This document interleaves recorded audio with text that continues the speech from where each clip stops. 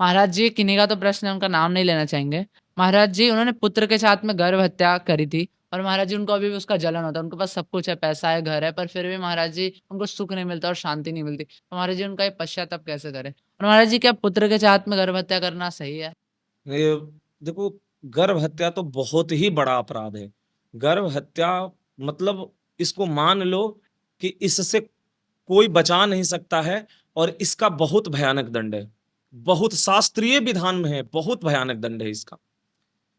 क्योंकि जो गर्भ में जो शिशु होता है, नवजात होता है, निरपराध होता है, उसकी हत्या उस समय से पहले वो आ रहा है पृथ्वी पर, और उससे पहले मतलब आप विधि के विधान को मिटाना चाहते हैं, तो ये मतलब बिल्कुल ही जघन्य अपराधों में एक है ये।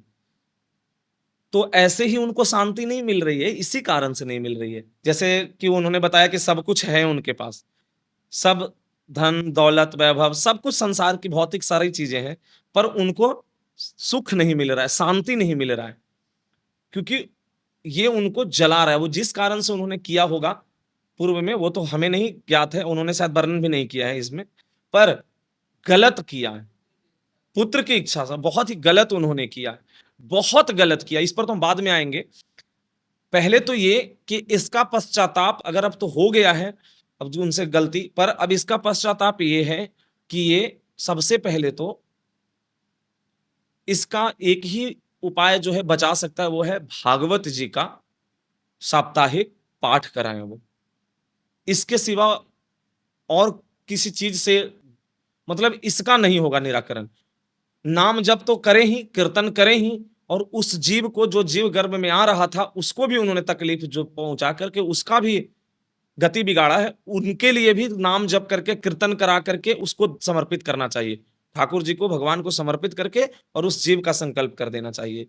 पर भागवत जी का साप्ताहिक मूल पाठ जो संस्कृत से हो, कोई ज्ञानी पुरुष, जो कोई ऐसे विद्वान ब्राह्मण हो जिनसे वो 7 दिन का साप्ताहिक पाठ वो घर पर करा करके और खुद बैठ करके सुने, उसे श्रवण करें, दोनों अपने पति पत्नी, और बैठ करके और प्रायश्चित करें कि हे प्रभु, हमसे जो भी गलती हुआ है वो सब अपना उस प्रायश्चित करें, और संकल्प करके और वो उस जीव को भी समर्पित करें।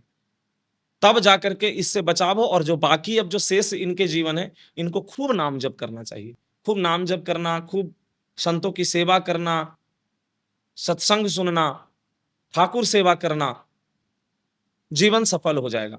अब रह गई बात कि पुत्र की चाहत में भैया क्यों ऐसा करना है? पुत्र और पुत्री में क्या अंतर है? वो भी संतान है, वो भी संतान है। अरे जगत के मंगल करती हैं पुत्रियां। पुत्र एक पीढ़ी को तारेगा, पुत्री को कहा जाता है कि कई पीढ़ी को तार देती है। पुत्र एक परिवार को बसाता है, पुत्री 2 परिवार को जाकर के रोशन करती है, एक का तुम्हारा और एक जहां जाती है। मतलब कैसे? अगर और अच्छा मान लो पुत्र खो गए, हो गए तुम्हारे पुत्र 5, और पांचों अविवाहित रह गए, क्योंकि उसको पुत्री ही नहीं मिलेगी, कन्या ही तुमको ऐसी कोई नहीं मिलेगी जो अपनी पुत्री देने को तैयार हो। मान लो चाहे है ही नहीं कन्या, क्योंकि सारे कन्याओं के तो धीरे धीरे गर्भ में हत्या कर दोगे, कभी उसको कन्या होने का एक ऐसा उस पर लगा दोगे कि ये तो स्त्री है, ये तो लड़की है, ये तो ये क्या कर सकती। अवहेलना, उपेक्षा, अगर ये सब का शिकार बनाओगे कन्याओं को, तो फिर कन्या भी नहीं रहेंगी। आज भी देखो भारत की स्थिति, 1000 पुरुषों पर जो कुछ आंकड़े आए हैं, वो कितनी महिलाएं, 800 के आसपास का कुछ ऐसी आंकड़ा है। अब ये 200 फिर कहां से लाओगे? क्या इनको बाहर से इंपोर्ट करोगे? तो इस चीजों को समझना बहुत जरूरी है।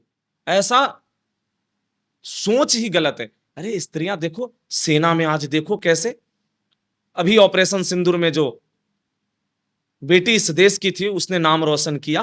कितनी ऐसी वीरांगनाएं, अभी एक शहीद हुई हमारी इस मातृभूमि के लिए, इस देश की बेटी। कितनी बड़े बड़े पदों पर बेटियां बैठी हुई हैं, और इस देश के स्वयं अभी राष्ट्रपति महामहिम बेटी ही हैं। इस देश की बेटी जो सर्वोच्च पद पर बैठी हुई हैं, सर्वोच्च पद पर बैठे बड़े बड़े जज, बड़े बड़े ऑफिसर, बड़े बड़े हर विभाग में। तो क्या तुम समझ लिए कि बेटी है तो हमें दुख पहुंचाएगी, और बेटा होगा तो हमें तार देगा बेटा? बेटा ऐसा उदंडता करेगा, जब अगर तुम बेटी की चाहत में बेटा को ये करते हो तो ऐसा उदंडता करेगा कि तुमको सारा जीवन भोगना पड़ेगा। अरे बेटियां तो अब ब्याह करके घर उसको तो भेज देते हो पराए घर, तुमको तकलीफ बेटा ही देता है बुढ़ापे में। ये वृद्धा आश्रम में जो भरे हुए हैं वो बेटों की ही वजह से तो वृद्धा आश्रम भरा पड़ा है, उनकी ही करनी से, बेटे बहू की करनी से, बेटी और बेटियों की करनी से नहीं। कोई इक्का दुक्का की बात अलग हो सकता है, पर बेटी सुख पहुंचाते हैं माँ बाप को, वो कहाँ कहीं भी रहती है, वो संसार के निर्माण में अपनी भूमिका निभाती है। अरे बेटी नहीं तो माता नहीं, बेटी नहीं तो पुत्री नहीं, बेटी नहीं तो बहन नहीं, बेटी नहीं तो पत्नी नहीं। तो जो भी बेटियों को गर्भ में हत्या करते हैं पुत्री समझ करके, बेटी समझ करके कि बेटी आएगी तो बोझ बन जाएंगे। अच्छा, इस समाज की भी थोड़ी विडंबना है कि ये हुआ क्यों, ऐसा बोझ समझने क्यों लगे। तो दो कारण है, एक दहेज की जो समस्या है वो है कि बेटी होगी तो हमको इतना देना पड़ेगा, लेना पड़ेगा, और दूसरे शिक्षा के भी अभाव। पर अब धीरे धीरे समाज का एक विकास हो रहा है, नया निर्माण हो रहा है, तो बेटियां अग्रणी भूमिका में थी। अरे कहते हैं इस देश की आजादी में जो बेटियों ने भूमिका निभाई, देखो कैसी झांसी की रानी लक्ष्मीबाई ने जो योगदान दिया इस देश के लिए, करमाबाई जैसे वीरांगनाएं इस देश को मिली, पद्मावती जैसी वीरांगना मिली, जिसने मुगल आक्रांताओं के सामने भी, पुर्तगालियों, तुगलकियों, अंग्रेजों, किसी के सामने इस देश की बेटियों ने अपना स्वाभिमान को झुकने नहीं दिया, अभिमान को झुकने नहीं दिया, इस देश की गौरव को झुकने नहीं दिया।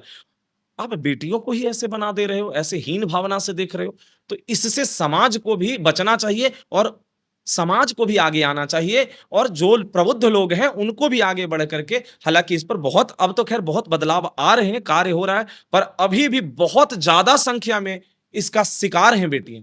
तो इससे थोड़ा सा अभी भी उनको समझाने और मार्गदर्शन करने की जरूरत है, जैसा कि हम लोग मार्गदर्शन कर रहे हैं।